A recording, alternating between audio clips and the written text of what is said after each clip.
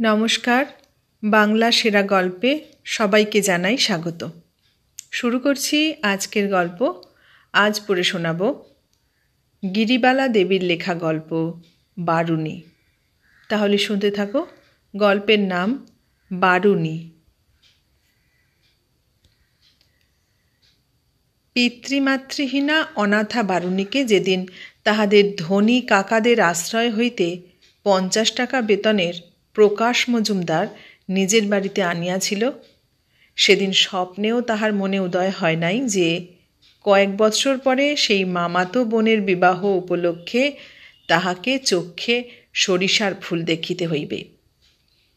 তখন তাহার ও পত্নী শৈলবালার মনের মধ্যে একটা দৃঢ় ধারণা বদ্ধমূল হইয়াছিল যে বারুণীর সকরুণ জীবন কাহিনী শুনিয়া তাহার সুদীর্ঘ পল্লব বিশিষ্ট কালো নয়নের বিষাদপূর্ণ দৃষ্টিতে আকৃষ্ট হইয়া কোনো শিক্ষিত উদার হৃদয় যুবক আদরের সহিত বিনা পণে তাহাকে বিবাহ করিয়া গৃহে লইয়া যাইবে।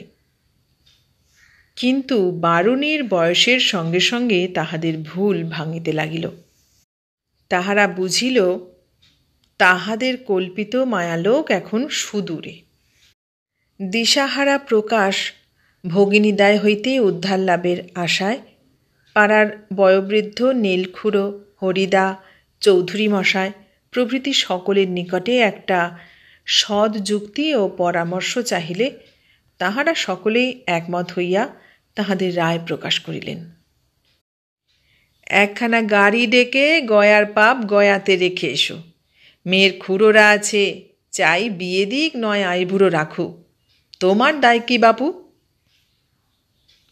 পাড়ার এতগুলি হিতৈষী বৃদ্ধের এ পরামর্শ গয়ার পাপ গয়ায় পাঠাইবার প্রকাশের কোনো লক্ষণই দেখা গেল না। বরং পাত্রানুসন্ধানে তাহার আরও চেষ্টা ও উৎকণ্ঠা বাড়িয়াই চলিল। যেখানে মণিকাঞ্চন একত্র সমাবেশ হইবার বিন্দুমাত্র সম্ভাবনা নাই, সেখানে বরের পিতাদের কোনো কোনো স্থানে স্বয়ং বরের মেয়ে দেখিবার আগ্রহ কিছুমাত্র প্রকাশ পাইল না।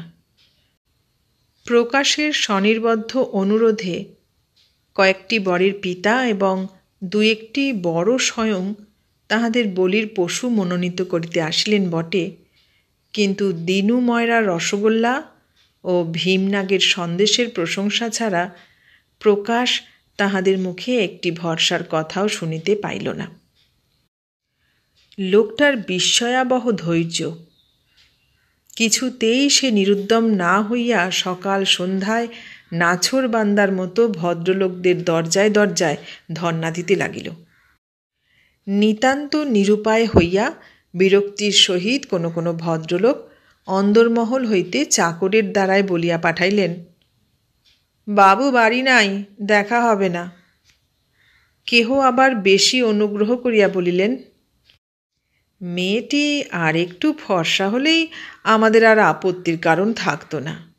ছেলে বন্ধুদের কাছে বললে দুধে আলতা রং না হলে বিয়েই করবে না, ইত্যাদি। কোনো বিবাহার্থী যুবক চশমার মধ্য হইতে প্রকাশের বেদনাতুর চিন্তান্বিত মুখের দিকে ক্ষীণ দৃষ্টি প্রসারিত করিয়া হাসিয়া বলিলেন, টাকার কথা কি বলছেন মশাই? মেয়ে পছন্দ হলে কি আবার টাকায় আটকে থাকে?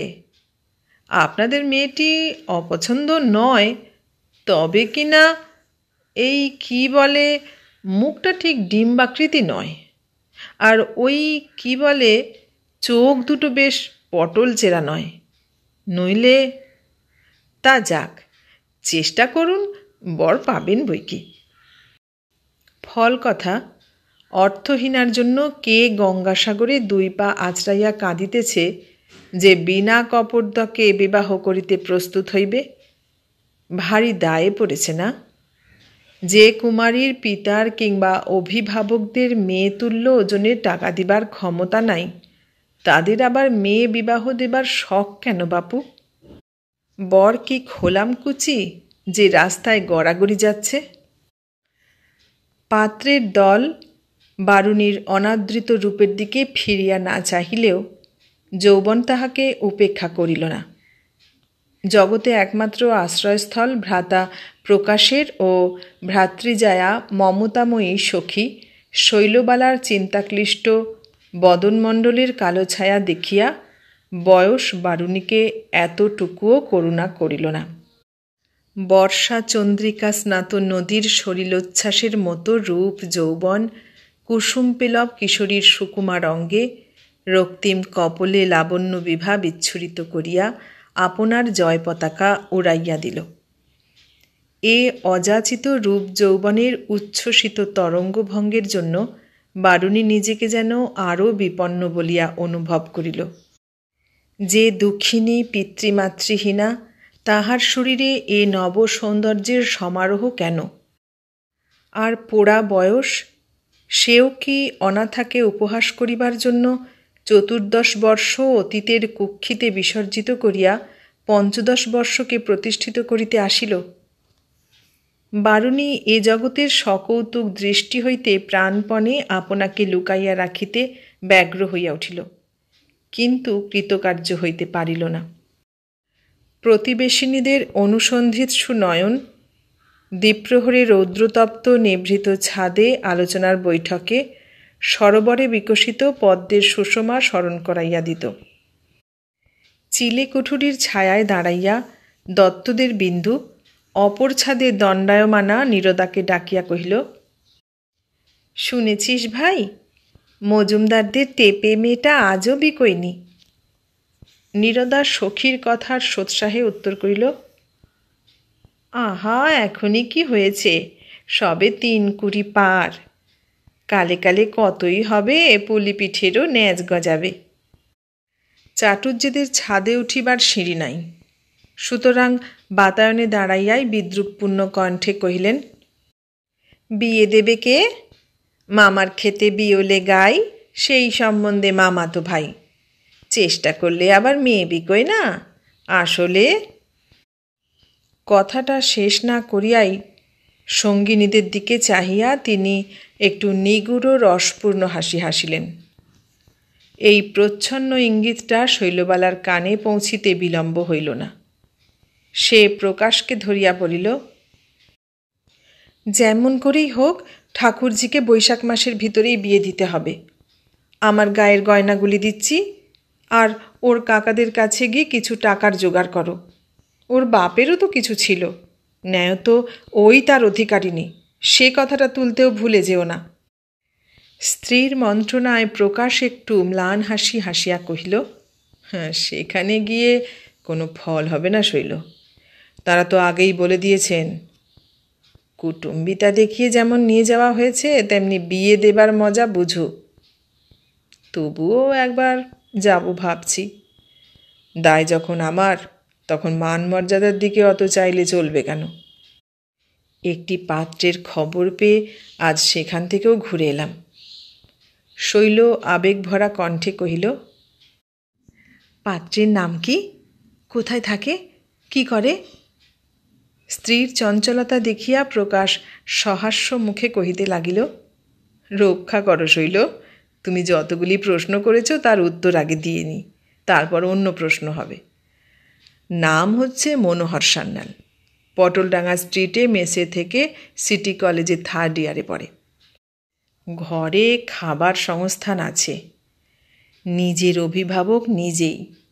মেয়ে পছন্দ হলে টাকা নেবে না। কিন্তু প্রকাশ থামিল। শৈল উৎকণ্ঠিত হইয়া, কিন্তু বলি থামলে যে? তবে বুঝি ছেলের স্বভাব চরিত্র ভালো নয়? না গো, তা নয়, আমি তাদের মেশে সে খবরও নিয়েছি, স্বভাব চরিত্রের কোনো দোষ নেই। তবু তোমার পছন্দ হবে না। এবার শৈল রাগত স্বরে মুখখানি ঘুরাইয়া কহিল, ছেলে ভালো, লেখাপড়া জানে, তবে আমার পছন্দ হবে না কেন?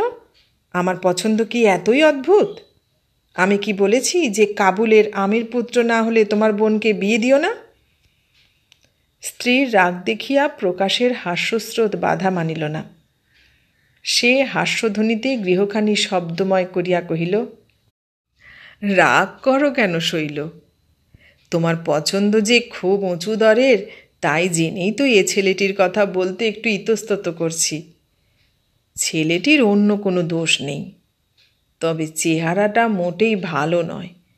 গায়ের রংটা বড় কালো, দাঁতগুলো উঁচু।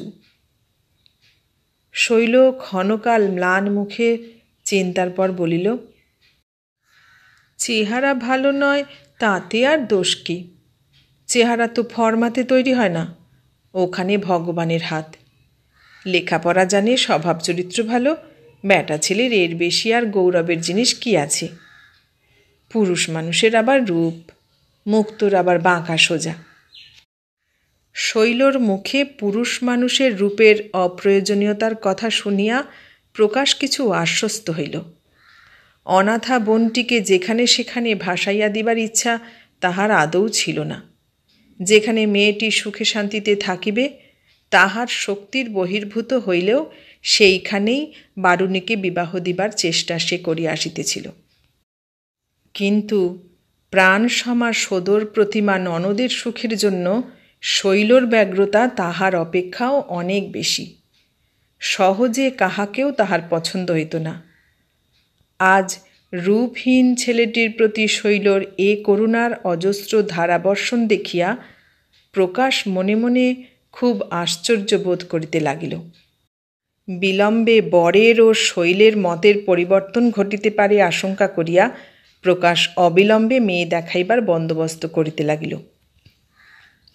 দ্বিপ্রহর বেলা, আহারাদির পর হইতেই শৈল বারুণীকে লইয়া সাজাইতে বসিয়াছে। আজ অপরাহ্নে বর মনোহরবাবু তাহার ভাবী প্রেয়সীকে মনোনীত করিতে আসিবেন। বিয়ে পড়া রূপ পিপাসু নব্য যুবকের প্রথম দৃষ্টিপাতেই বারুণী যাহাতে তাহার চিত্ত অধিকার করিতে পারে, এমনই করিয়াই শৈল আজ ননদকে সাজাইতেছিল। ফিরোজা রঙের শাড়িখানি পরাইয়া বারুণীর সাবান ঘষা রাশিকৃত কেশগুচ্ছ সুবিন্যস্ত করিয়া একটি লাল ফিতার ফাঁদে বাঁধিয়া শৈল খয়ের ঘষিতে বসিল। নিজের বাছা বাছা গহনা কখানিতে ননদের গা সাজাইয়া খয়ের টিপ পড়াইয়া মুগ্ধ নয়নে বারুণীর সলজ্জ সুন্দর মুখখানি এদিক ওদিক ঘুরাইয়া শৈল রঙ্গভরে মৃদুকণ্ঠে বলিল, কনক পঙ্কজ বনে প্রবাল আসনে বারুণী রূপসী বসি মুক্তা ফল দিয়া করবি বাঁধিতেছিল পশিল সে স্থলে। ভ্রাতৃবধূর দিক হইতে মুখখানি ফিরাইয়া লইয়া একটু ফিক করিয়া হাসিয়া বারুণী কহিল, আজ তোমার কি হয়েছে বৌদিদি? এত মেঘনাদবধ কাব্য আবৃত্তি কেন? সন্ধ্যার কিছু পূর্বে পরিপাটি বেশভূষায় বিভূষিত আতর গোলাপের স্নিগ্ধ গন্ধে বাতাস আমোদিত করিয়া মনোহরবাবু প্রকাশের ভবনে শুভাগমন করিলেন। অন্তরাল হইতে বরের অষ্টাবক্র সন্নিভ অবয়ব দেখিয়া নিমেষের মধ্যেই শৈলর আনন্দ উৎসাহের সুশোভন সুদীপ্ত প্রদীপ একটি ফুৎকারেই যেন নিভিয়া গেল। এই বর, ইহারই সহিত আমার সোনার প্রতিমার সম্মিলন হইবে? এ যে বানরের গলায় মুক্তার মালা! তাহার কাহারও মনে উদয় হইল না এও যদি উপেক্ষা ভরে মুখ ফিরাইয়া চলিয়া যায়। এ কালো কুৎসিত হইলেও বর তো বটে, শুধু বর নয়, আবার বিয়ে পড়া। এ কি শৈলবালার অবজ্ঞার পাত্র? শৈল বিষণ্ণ চিত্তে বাল্যকালের পঠিত গ্রন্থপাঠের একটি কবিতা মনে মনে পাঠ করিয়া নিজের মনকে শাসিত করিতে লাগিল। রূপেতে কি হয় বাপু, গুণ যদি থাকে। তাহার অবাধ্য উৎক্ষিপ্ত মন এ শাসনবাক্যে কথঞ্চিৎ শান্ত হইল বটে, কিন্তু সর্বতোভাবে প্রশান্ত হইল না। মনোহরবাবু বারুণীর চলন পদ্ধতি দৃষ্টিশক্তি বহুক্ষণ নীরবে পর্যবেক্ষণ করিয়া উঠিয়া বাহিরে আসিলেন এবং অনুরুদ্ধ হইয়া গম্ভীর স্বরে নিজের মন্তব্য প্রকাশ করিলেন, মেয়ে সুন্দরী বটে, কিন্তু তেমন কিছু নয়। আর একটা দোষ দেখতে পাচ্ছি, সজীবতা ও উজ্জ্বলতার বড় অভাব, কেমন যেন নির্জীব ভাব। প্রকাশের বুঝিতে বাকি রইল না যে ইহা মেয়ের শরীরের সজীবতার হীনতার উপলক্ষে কিছু টাকা চাহিবার আছিলা। শৈলর গহনাই যে তাহাদের সম্বল, তাহারা অধিক পাইবে কোথায়? এক বারুণীর কাকাদের নিকটে সাহায্য ভিক্ষা ব্যতীত অন্য কোনো উপায়ের কথা প্রকাশ ও শৈলর স্মরণ হইল না। তাহাদের আশা ছিল শৈলর গহনা কয়েকখানার বিনিময়ে বারুণীর উদ্ধার হইবে। আজ মনোহরবাবুর কথার ইঙ্গিতে তাহাদের মুখ দুইটি বিষাদের কালো ছায়ায় আবৃত হইল। সঙ্গে সঙ্গে আরেকটি হৃদয় ক্ষোভে, দুঃখে, লজ্জায়, ঘৃণায়, লোকচক্ষুর অন্তরালে বড় গোপনে, বড় বেদনায় দগ্ধ হইতে লাগিল। সেই হৃদয় বারুণীর। বারুণীর বিবাহ সূত্রে তাহার কাকাদের নিকটে অর্থের সাহায্য প্রার্থী হইতে গিয়া প্রকাশ অপমানিত ও মর্মাহত হইয়া ফিরিয়া আসিল। এই ঘটনায় শৈলর হৃদয়ে বিষদিগ্ধ শেল বিঁধিল। তাহার স্বামী দরিদ্র বটে, কিন্তু হতমান হইবার উপযুক্ত নহেন। করুণার বশে পরের মেয়েকে নিজের গৃহে স্থান দেওয়ার কি পুরস্কার! শৈলর যত রাগ তত বিদ্বেষ সবই মনোহরবাবুর উদ্দেশ্যে ধাবিত হইতে লাগিল। নিজের যাহার ভূতের মতন চেহারা, সে আবার অন্যের অতুল্য রূপের খোঁজ ধরিয়া টাকার দাবি করে কেন? সহস্র মুদ্রার আবরণ সহ অনিন্দ সুন্দরী এমন কুমারীকে গৃহে লইলে যে পাষণ্ড নানারূপ অছিলার উত্থাপন করিতে পারে, তাহার অপমান না হইয়া হইল কিনা আমার দেবচরিত্র স্বামীর অপমান? সুতীব্র বেদনার দুর্বিসহ জ্বালায় সমস্ত রাত্রি শৈল এপাশ ওপাশ করিয়াও নিদ্রাদেবীর দর্শন পাইল না। প্রকাশ স্ত্রীকে চিনিত, তাই এত দুঃখে কষ্টেও না হাসিয়া থাকিতে পারিল না। পরদিন বেলা 9:30 সময় আহারাদি করিয়া প্রকাশ যখন অফিসে চলিয়া গেল, তখন শৈলর সমস্ত কর্তব্যই স্থির হইয়া গিয়াছে। সংকল্পের একটা দৃঢ় ছায়া তাহার করুণ মুখখানিতে প্রতিফলিত হইয়া উঠিয়াছে। শৈল ধীর মন্থর গতিতে শয়নগৃহে প্রবেশ করিয়া দেখিল, 8ম বর্ষীয় পুত্র বিকাশচন্দ্র স্কুলে যাইবার জন্য প্রস্তুত হইয়া স্লেটের উপর বইগুলি গুছাইতেছে। শৈল স্নিগ্ধ কণ্ঠে ডাকিল, বিকু, একটা কাজ করবি? বিকাশ প্রফুল্ল মুখে মার দিকে চাহিয়া সোৎসাহে কহিল, কাজ আবার পারব না মা, এখন তো আমি বড় হয়েছি। এই তো সেদিন বাবা তোমার চকলেট রঙের সেলাইয়ের জন্যে সুতোর কাটিম পেলেন না, আমি এনে দিলাম। পুত্রের মুখে তাহার বয়সের অভিজ্ঞতার কথা শুনিয়া মায়ের বদনে আনন্দের হাসি ফুটিয়া উঠিল।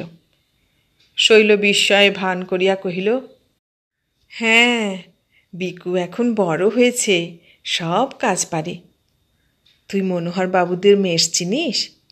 একটা জিনিস দিলে মনোহরবাবুকে দিয়ে আসতে পারবি? খুব পারবো মা, সে মেষ তো আমাদের স্কুলের সামনে, আর বাবার সঙ্গে আমি যে সেদিন মনোহরবাবুর ঘর পর্যন্ত গিয়েছিলাম, আমি আবার পারবো না? শৈল কহিল, আজ শনিবার 2টোর সময় কিষণ যখন তোকে আনতে আসবে, তখন তার হাতে একটা জিনিস পাঠিয়ে দেব। তুই কিষণকে নিচে রেখে ওপরে গিয়ে মনোহরবাবুকে সেই জিনিসটা দিয়ে চলে আসবি, বুঝেছিস? বিকাশ সম্মতিসূচক ঘাড় নাড়িয়া স্কুলে চলিয়া গেল। ছুটির পর ভৃত্য কিষণ প্রদত্ত কাগজে জড়ানো লাল ফিতায় বাঁধা পুস্তকাকৃতি একটি দ্রব্য হাতে লইয়া কৌতূহলী বিকাশ কাগজের অভ্যন্তরস্থ সামগ্রীটি দেখিবার অদম্য বাসনা হৃদয়ে লুকাইয়া মনোহরবাবুর গৃহদ্বারে উপস্থিত হইতে গিয়া দেখিল, আজ সেখানে মনোহরবাবুর পরিবর্তে অন্য একটি 20-21 বছরের সুন্দর সুশ্রী গৌরবর্ণ যুবক চেয়ারে বসিয়া কাগজ পড়িতেছে। যুবকটি পূর্ববঙ্গের কোনো জমিদারের ছেলে, নাম অনিলচন্দ্র রায়। সম্প্রতি মেডিকেল কলেজ হইতে ডাক্তারি পরীক্ষায় পাশ করিয়া বাহির হইয়াছে। অপরিচিত সুন্দর বালকটির দিকে বিস্মিত দৃষ্টিতে চাহিয়া অনিল জিজ্ঞাসা করিল, তোমার নাম কি খোকা? তুমি কোন বাড়ি থেকে এসেছ? বালক দিব্য সপ্রতিভ কণ্ঠে উত্তর করিল, আমার নাম শ্রী বিকাশচন্দ্র মজুমদার, বাবার নাম শ্রীযুক্ত প্রকাশচন্দ্র মজুমদার। আমি মনোহরবাবুর কাছে এসেছি। বিকাশের কথায় অনিলের মনে পড়িল প্রকাশ মজুমদারের বোনের সহিত মনোহরবাবুর বিবাহের কথা চলিতেছে। দুপুরবেলা এতটুকু ছেলে কোন উদ্দেশ্যে মনোহরবাবুর নিকটে আসিয়াছে তথ্যটি জানিবার জন্য অনিল উৎসুক হইয়া উঠিল। বিকাশকে সাদরে নিজের কোলের কাছে বসাইয়া সহাস্য মুখে জিজ্ঞাসা করিল, তোমার পিসিমা মনোহরবাবুকে পছন্দ করেছেন খোকা? খোকা সম্বোধনে ছোট হইবার আশঙ্কায় বিকাশ ঈষৎ রুষ্ট হইয়া কহিল, আমায় খোকা বলছেন কেন? আমার নাম যে বিকাশ। হ্যাঁ, আমার ভুল হয়েছিল, তোমার নাম খোকা নয়, বিকাশ। আচ্ছা বিকাশবাবু। অনিলের কথায় বাধা দিয়া বিকাশ উত্তর করিল, আপনি যে বারবার ভুল করছেন। আমি আপনার চেয়ে কত ছোট, তবে বিকাশবাবু বলছেন কেন? বালকের সরল কথায় প্রীত হইয়া অনিল কহিল, এবার আর ভুল করব না। তুমি মনোহরবাবুর কাছে কেন এসেছ?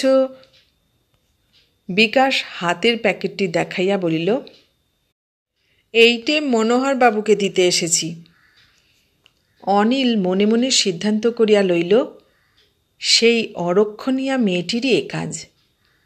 বাড়ির সকলকে লুকাইয়া দুপুরবেলা একটি ছোট ছেলের হাতে তাহার ভাবী স্বামীকে কী উপহার পাঠাইয়াছে তাহা দেখিবার জন্য তাহার চিত্ত চঞ্চল হইয়া উঠিল।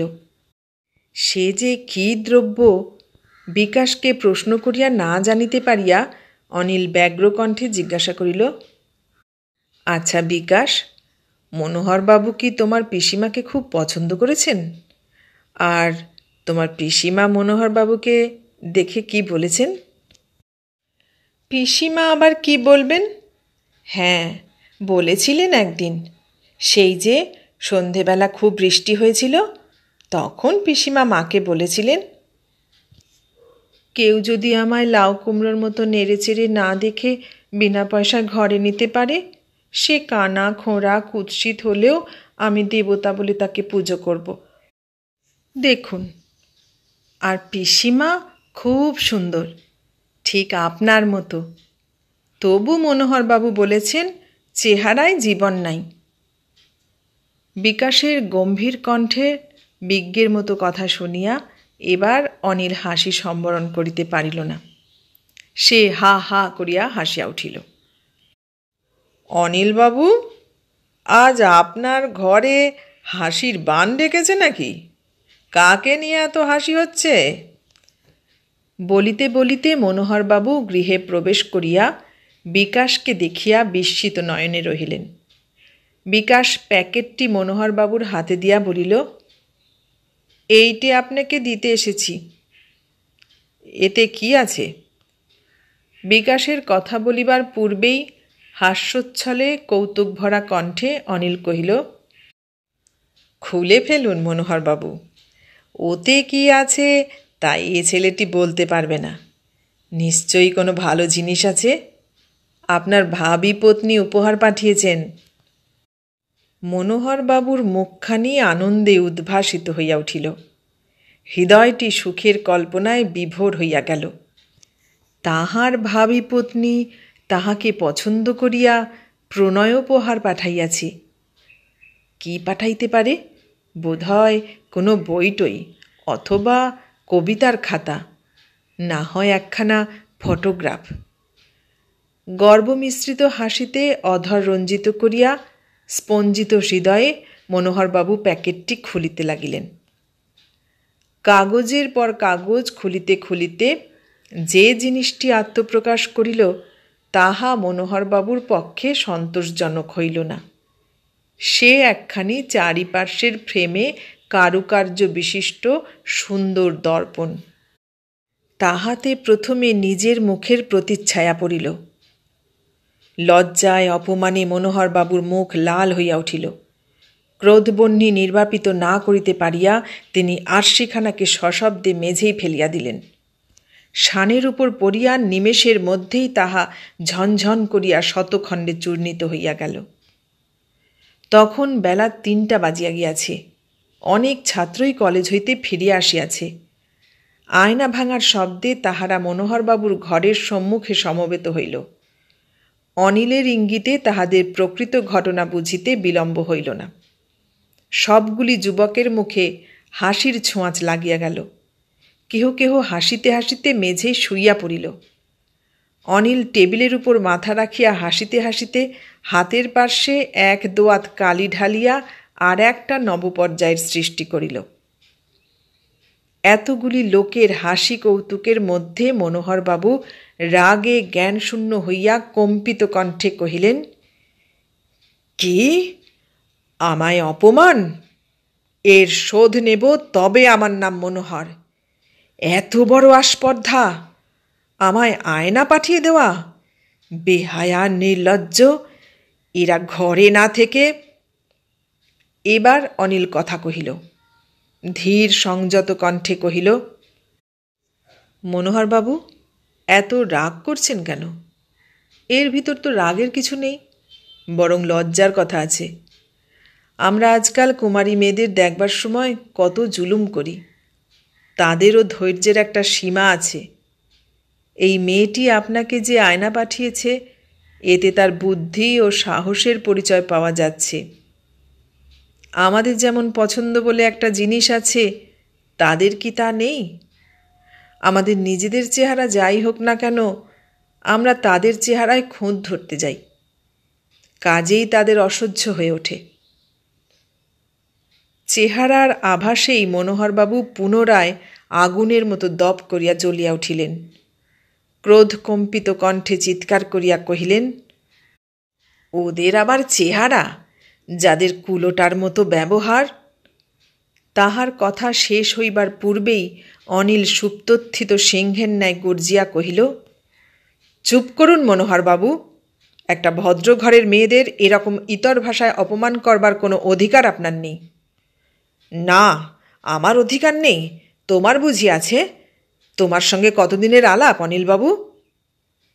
অনিল তীব্র স্বরে বলিল, আপনি আর একটিও অসম্মানজনক কথা মুখে আনবেন না মনোহরবাবু। আমি স্বয়ং গিয়ে উপযাচক হয়ে প্রকাশবাবুর কাছে মেয়েটির হস্ত প্রার্থনা করব। তারা যদি সম্মত হয়, তবে আমি প্রকাশবাবুর বোনকে বিয়ে করব। বেলা 4টা বাজিয়া গেল। তখনও বিকাশকে ফিরিতে না দেখিয়া উৎকণ্ঠিতা জননী মনে মনে নানা আশঙ্কা করিতে লাগিল। ক্ষণিক রাগের বশে স্বামীর অজ্ঞাতসারে অপরিচিত অনাত্মীয় যুবকের নিকটে দর্পণ পাঠানো যে কতদূর অন্যায় কার্য হইয়াছে, তাহা বুঝিয়া শৈলর হৃদয়ে অনুতাপের বৃশ্চিক দংশন জ্বালা অনুভূতি হইতেছিল। তাহার সদা প্রফুল্ল মুখখানি মলিনতার ছায়ায় ম্লান হইয়া উঠিল। প্রকাশ অফিস হইতে আসিয়া বস্ত্রাদি পরিবর্তন করিয়া জলযোগ করিতে বসিয়া ডাকিল, ও বাড়ি, বিকু কোথায়? ভিতরের সব ঘটনা হৃদয়ঙ্গম করিতে না পারিলেও বারুণী তাহার বধূ ঠাকুরানীর কার্যকলাপ অনেকটা বুঝিতে পারিয়াছিল। তাই দাদার কথার কোনো উত্তর না দিয়া সে সলজ্জ মুখে সেখান হইতে চলিয়া গেল। শৈল কম্পিত হৃদয়ে ছলছল নয়নে নত মুখে অনুতপ্ত কণ্ঠে কহিল, আজ আমি বড় একটা অন্যায় কাজ করেছি। তোমায় না বলে বিকুকে এক জায়গায় পাঠিয়ে দিয়েছি। প্রকাশ স্ত্রীর দিকে জিজ্ঞাসু দৃষ্টিতে চাহিয়া কহিল, ও বুঝেছি, তাকে বুঝি বায়োস্কোপে পাঠিয়েছ? না গো, বায়োস্কোপ নয়। শৈল নির্বাক হইয়া বসিয়া রহিল। তার বিষাদময় মুখের দিকে চাহিয়া প্রকাশ যেন কি বলিতে যাইতেছিল, এমন সময় প্রাঙ্গণ হইতে বিকাশের আনন্দপূরিত কণ্ঠধ্বনি শোনা গেল। পুত্রকে দেখিয়া শৈলর মুখে আনন্দপ্রভা সমুজ্জ্বল হইয়া উঠিল। সে ত্বরিত পদের নিকটে গিয়া তাহাকে কোলের কাছে টানিয়া লইয়া স্নিগ্ধ কণ্ঠে কহিল, আগে খেতে চল বিকু, খাবার খেয়ে কথা বলবি। আমি খেয়ে এসেছি, বাবা আসুন বলিয়া আনন্দের আবেগে প্রায় লাফাইতে লাফাইতে বিকাশ পিতার হাত ধরিয়া তাহাকে বাহিরের দিকে লইয়া চলিল। প্রকাশ বৈঠকখানা ঘরে ঢুকিতে বিস্মিত হইয়া দেখিল একটি সুশ্রী বালক চেয়ারে বসিয়া আছে। প্রকাশকে দেখিয়া যুবক চেয়ার ছাড়িয়া উঠিয়া দাঁড়াইল। হাত তুলিয়া নমস্কার করিয়া বিনীত কণ্ঠে কহিল, আমার নাম শ্রী অনিলচন্দ্র রায়, আমি আপনার কাছেই এসেছি। হ্যাঁ, আপনাকে সেদিন মনোহরবাবুদের মেশে দেখেছি, আপনার পরিচয়ও সেখানে শুনেছি বলিয়া প্রকাশ অনিলকে বসিতে বলিয়া নিজেও উপবেশন করিল। কিয়ৎক্ষণ কাটিয়া গেল। অনিল কথা কহে না দেখিয়া প্রকাশ একটু ইতস্তত করিয়া কহিল, আমার কাছে কি আপনার কোনো দরকার আছে? অনিল সলজ্জ কণ্ঠে কহিল, আগে একটু দরকারেই এসেছিলাম। আপনার একটি বিবাহযোগ্য বোন আছেন, যদি আমায় অনুপযুক্ত। অনিল আর কিছু বলিতে পারিল না। প্রকাশ আনন্দ বিহ্বল কণ্ঠে কহিল, আপনাকে অনুপযুক্ত মনে করব অনিলবাবু? ভগবান আপনাকে সুখী করুন, কিন্তু আমি বড় গরিব, টাকা পয়সা নেই। আপনার টাকা পয়সা নেই বলেই এসেছি প্রকাশবাবু। আপনার খুব উঁচু মন, তাই ও কথা বলছেন, কিন্তু আপনার বাবা কি এতে সম্মত হবেন? আমি আমার দায় থেকে উদ্ধার হবার জন্যে আপনার পিতামাতাকে মনক্ষুণ্ণ করতে চাইনি। অনিল ধীরে ধীরে কহিল, সে চিন্তা আপনার করতে হবে না। আপনি আমার বাবা মাকে যখন দেখবেন তখন বুঝতে পারবেন তাঁরা এই জগতের মানুষ নন। আমার মন খুব উঁচু বললেন, তাঁদের তুলনায় আমি অতি নীচ মনা। তাঁদের আদর্শ আমি অনুকরণ করবার চেষ্টাই করি, পেরে উঠিনি। আমার এ কার্যে তাঁরা অসন্তুষ্ট না হয়ে সন্তুষ্টই হবেন। সুখের আবেশে কৃতজ্ঞতার বশে প্রকাশের চক্ষে জল আসিল। সে গদগদ কণ্ঠে কহিল, তুমি দেবতা, তোমায় কি বলবো ভাই, চিরজীবী হও, আশীর্বাদ করি। তাহলে বারুণীকে নিয়ে আসি। অনিলের বড় সাধ হইতেছিল একবার দেখিয়া যায়। যে মেয়েটির এত সাহস, এত নির্ভীকতা, যে অপমানকারীকে অপমান ফিরাইয়া দিতে জানে, না জানি তাহার মুখখানি কত সুন্দর। হঠাৎ অনিলের মনে পড়িল বিকাশের কথা। পিসিমা বলেছিলেন, বাগানের লাউ কুমড়োর মতন করে না দেখে কেউ যদি বিনে পয়সায় আমায় ঘরে নিয়ে যায়, ইত্যাদি। অনিল প্রলোভন জয় করিয়া মৃদুকণ্ঠে কহিল, না প্রকাশবাবু, আমার দেখবার প্রয়োজন নেই। বৈশাখের শুভ্র জ্যোৎস্নাপুলকিত যামিনী, বিবাহ ভবন রাশি রাশি পুষ্প সৌরভে আমোদিত। দক্ষিণা বাতাস উন্মাদ আবেশে আকুল। সানাইয়ে সাহানা রাগিনীর মধুর আলাপনের মধ্যে শুভদৃষ্টির সময় পুরো মহিলাগণ কর্তৃক বারবার অনুরুদ্ধ হইয়া ফুটন্ত ফুলের মতো বারুণী তাহার নয়ন দুইটি উন্মিলিত করিয়া দেখিল, চন্দন চর্চিত সরস সুন্দর একটি তরুণ দেবতা উৎসুক নয়নে তাহারই দিকে চাহিয়া আছে। চারি চক্ষের সম্মিলন হইল। প্রথম দৃষ্টিপাতের সঙ্গেই কিশোরী তাহার হৃদয় সঞ্চিত প্রীতির পুষ্পাঞ্জলি অনিলের পায়ে অর্পণ করিয়া হর্ষোচ্ছ্বাসে নয়নদ্বয় মোদিত করিল। এতক্ষণ শুনলে গিরিবালা দেবীর লেখা গল্প বারুণী। কেমন লাগলো? ভালো লাগলে লাইক, কমেন্ট, শেয়ার করো। আর নতুন বন্ধু হলে সাবস্ক্রাইব করার অনুরোধ রইল। সবাইকে অনেক ধন্যবাদ জানিয়ে আজ এখানেই শেষ করলাম।